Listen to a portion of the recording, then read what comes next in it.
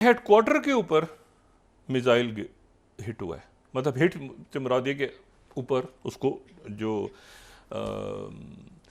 जो उनका arrow system है उसने रोका है।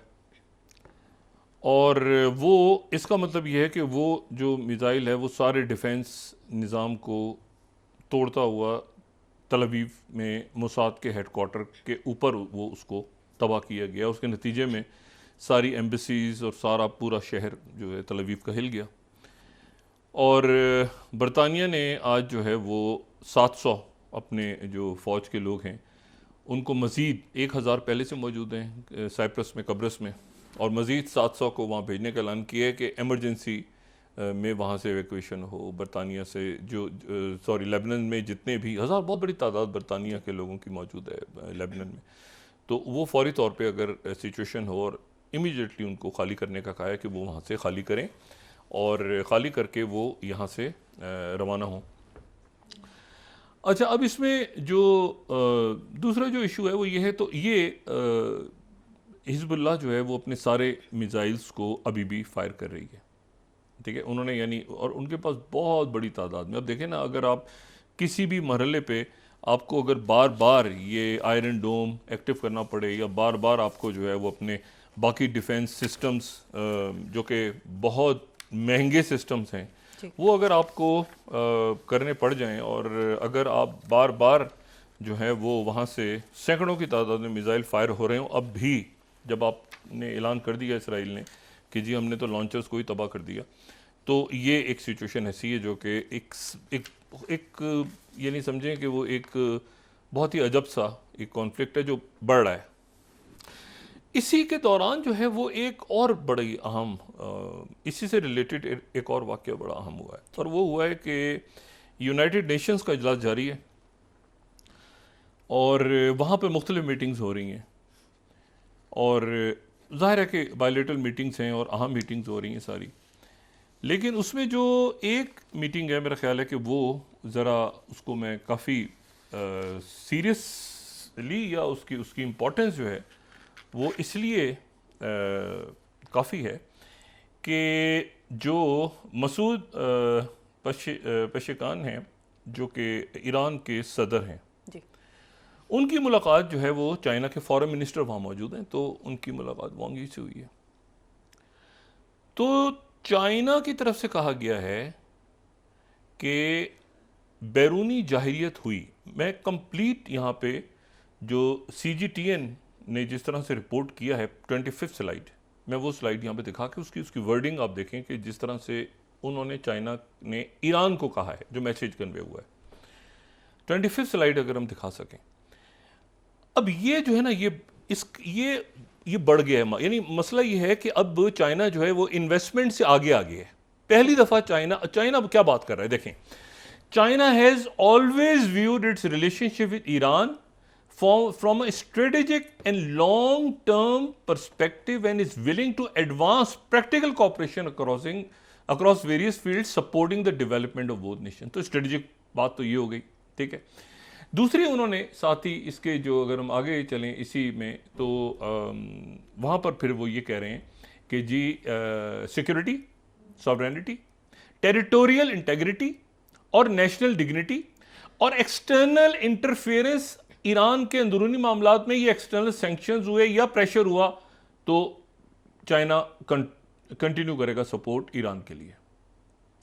अच्छा, ये मैं CGTN को कोट कर रहा हूँ, ठीक है। साथ ही उन्होंने जो है ये भी कहा कि जो जस्टिस है और बाकी मामला डेवलपिंग कंट्रीज़ के, उन्होंने कहा सऊदी अरेबिया का भी जिक्र उन्होंने किया। उन्होंने कहा सऊदी अरेबिया के साथ भी हमारे ताल्लुकात ऐसे ही रहेंगे और हमने अरब ममालिक और जो बाकी खित्ते के ममालिक हैं उनके और ईरान के दरमियान जो है वो ताल्लुकात की को बेहतर और रीजनल सिक्योरिटी के हवाले से। अच्छा, अब ये जो बात है कि चाइना की तरफ से, अच्छा, अरब मीडिया ने इसको इसी तरह से कोट किया है, बिल्कुल।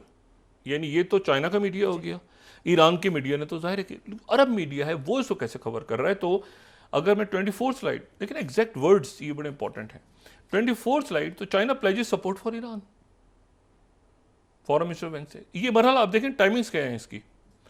और Arab News 26 China pledges support for Iran.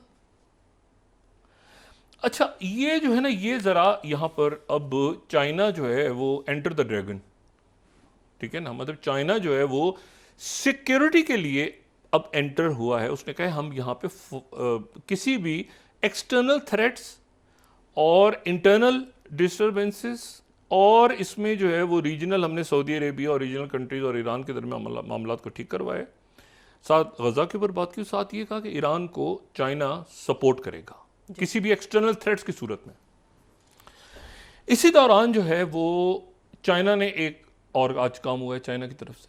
China ने 44 साल के बाद, आफ्टर 44 ईयर्स, चाइना ने इंटरकॉन्टिनेंटल बैलिस्टिक मिसाइल का तजुर्बा किया है 1980 के बाद, 44 ईयर्स। और वो जो इंटरकॉन्टिनेंटल, ये हमारे यहां भी लफ्ज काफी इस्तेमाल होता है ना, होटल चेन्स। इंटरकॉन्टिनेंटल का मतलब है दो कॉन्टिनेंट्स के दरमियान मिसाइल का टेस्ट हुआ। यानी अब मुझे बताएं, चाइना तो एशिया में है, तो किस बर्रे आज़म के खिलाफ ये गिरा? पैसिफिक के अंदर टारगेट को इसने हिट किया है, समंदर में टारगेट को हिट किया है, समंदर में गिरा है, पैसिफिक में। अब मुझे ये बताएं कि ये जो है ये हमने तो ये वो भी इसकी जो है ना वो यानी वो जो सुई चलती है, ये आपको पता है घड़ी लगी हुई है आर्मागेडन के हवाले से। वो घड़ी जो है उसका, उस पर कल बात करूंगा मैं डिटेल में, उसको टाइम पीछे कर दिया हुआ है। वो एक प्रॉपर घड़ी है जो आर्मागेडन के हवाले से दुनिया में बनाई हुई है, जो ये न्यूक्लियर साइंटिस्ट वगैरह इन्होंने, बहरहाल एनीवे, तो ये उसी का क्लिप है कि ये जो है ये जो DF-41 उसके अंदर बड़ा एक इम्पॉर्टेंट है। ये इसकी जो स्ट्राइक है, चूंकि ये मेन लैंड अमेरिका तक जाता है। अब ये इन्होंने आज जो इन्होंने आज इसको टेस्ट किया है जी, तो उसके नतीजे में जो है एक जाहिर है कि एक अच्छा, ग्लोबल टाइम ने सिंपली कहा है कि भाई PLA का जो रॉकेट है, 20 स्लाइड हम देखें तो उन्होंने कहा इंटरकॉन्टिनेंटल बैलिस्टिक मिसाइल कॉन्टिनेंट्स के दरमियान। तो जाहिर है ये अब एशिया में तो किसके खिलाफ करेंगे? एशिया में तो नहीं करेगा ना, इंटरकॉन्टिनेंट, वो तो एक ही कॉन्टिनेंट है, ऑस्ट्रेलिया के अगेंस्ट भी नहीं। तो ये अमेरिका ने इसको ऐसे ही कहा है कि भाई ये मतलब है। और ये बाइडेन की जो कल, प्रेसिडेंट बाइडेन की जो कल की तकरीर थी चाइना का जो जिक्र किया, उसके ये 24 घंटे के अंदर अंदर उन्होंने 44 साल के बाद ये intercontinental ballistic missile test किया है। और उन्होंने कहा हमने कंसर्न पार्टीज को, मुल्कों को बता दिया था कि ये मिसाइल हम टेस्ट करने जा रहे हैं। जापान कह रहा है कि हमें नहीं बताया। तो जापान जो है वो मतलब वो एक हटो बचो सिचुएशन में आ गया कि ये इतना बड़ा टेस्ट 44 ईयर्स के बाद हुआ है। अच्छा, अब इसमें जो है ये इसकी जो टाइमिंग्स हैं, बस ये है कि वो जापान कह रहा है कि हमें ये नहीं बताया गया, और चाइना ने ये हिस्टोरिकल वाक़या है क्योंकि 44 ईयर्स के बाद इंटरकॉन्टिनेंटल बैलिस्टिक मिसाइल टेस्ट हुआ।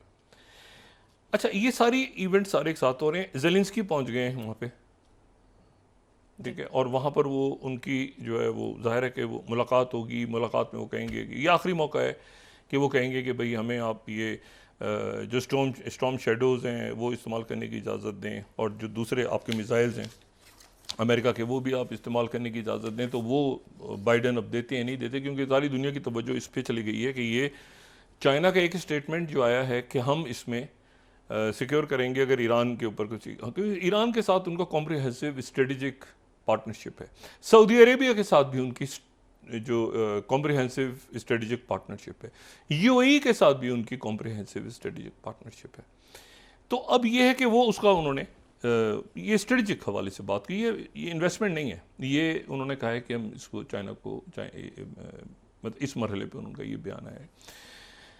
अच्छा, अब यहाँ पर ये है सूरत हाल कि ये तो इसका सीज़फायर अब अगर होगा तो वो होगा क्योंकि अब हमास एक तरफ है, अब है लेबनान।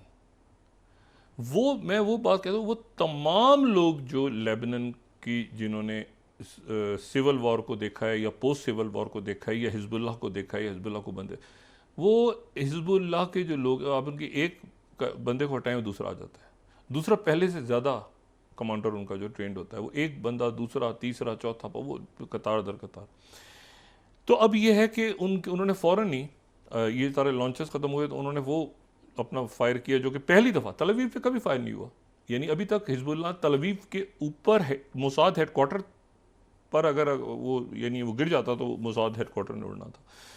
तो ये बैरूत और तल अवीव अब कैपिटल्स तक चला गया मामला। अब ना ये शुमाली इसराइल है ना ये साउथ लेबनान है, ये कैपिटल्स की बैरूत और तल अवीव। और उनके पास इतनी बड़ी तादाद में आर्सेनल हैं कि इनके पास वो मतलब है कि भी एक कभी रिस्क नहीं ले सकते ना कि एक भी गिर जाए तल अवीव पे। मतलब है कि वो अगर 400 फेंकते हैं 300 फेंकते हैं तो वो एकदम से वो और इधर से हुती स्टार्ट कर देते हैं उधर से, अभी ये ख़राब हो सकता है मामला सारा। इस वक्त मामला बड़े ख़राब हो सकते हैं और वो जाहिर है कि सीज़ फायर अब तो हमास के साथ क्या होगा सो होगा। अब तो हिजबुल्लाह जो है वो इसमें आ गई है और साथ ईरान है और ईरान के साथ चाइना आ गया है और वो उधर जो है वो रशिया बैठा हुआ है, गोलान की पहाड़ियों पे रशिया बैठा है, रशियन फोर्सेस बैठी हैं गोलान में। मैं बार बार बात कहता हूँ कि सीरिया में यानी मैंने शायद अपनी ज़िंदगी पहली दफ़ा प्रॉपर रशियन ट्रूप्स देखे वहीं सीरिया में प्रॉपर। अच्छा तो वो उनकी बेसिक प्रॉपर रशियंस जो है ना वो वहाँ बैठे हुए हैं, मतलब होता है ना कि वो ताक लगा के, वैगनर ग्रुप भी है दूसरे प्रॉपर बैठे हुए हैं रशियंस। अच्छा अब इस सिचुएशन में ये एक बड़ा हालांकि इस महाज ये जो भी था इसको शुरू में करते थे ना ये बिल्कुल जैसे ये बहुत अच्छा है, मैं बताऊं ये बड़ी अच्छी स्ट्रेटजी है कि यूरोप सकिन नहीं हुआ इसमें। यूरोप मतलब है कि वहाँ पर ये पूरा यूक्रेन और रशिया और पूरी एक उधर मतलब सपोर्ट कर रहे हैं यूक्रेन को। अच्छा यूक्रेन ने अपना विक्ट्री प्लान जो है उसमें ये भी है कि उसकी कंडीशन ये है कि आप मुझे नेटो में शामिल करें, नेटो में शामिल करेंगे तो मैं जीतूंगा वरना नहीं जीत सकता। उसका विक्ट्री प्लान का ये भी उन्होंने जो कंडीशंस रखी हैं उसमें ये नहीं है सिर्फ असला यूज़ करने दिया जाए रशिया में, बल्कि ये भी फौरी तौर पर हमें नेटो में लिया जाए। तो ये तो नॉन स्टार्टर है। अब ये है कि लेकिन यूरोप जो है वो इसमें पीस समिट की भी बात कर रहा है और बात साथ साथ ये भी कर रहा है यूरोप के इसको कैसे आगे लेके जाएं, ठीक है ना, मतलब इसको यहाँ पे कैसे एक्सकेलेशन को कैसे रोका जाए। मतलब प्यूटिन जो है वो उनको भी रोका जाए, नेटो के मुल्क यूरोप की वो भी इन्वॉल्व ना हो इसमें। साथ ही यूरोप पूरी कोशिश कर रहा है यूरोप सिंसियरली कि ये जो है ये कॉन्फ्लिक्ट ख़त्म हो गजा वाला। लेकिन ये अब इसमें चूँकि लेबनान आ गया है एज अ मुल्क तो इसीलिए लेबनान के अगेंस्ट तो कोई भी नहीं जाएगा ना। लेबनान तो एक ऐसा मुल्क है जिससे हर मुल्क अपने ताल्लुकात अच्छे रखना चाहता है। अच्छा अब इसमें लेबनान का इशू है,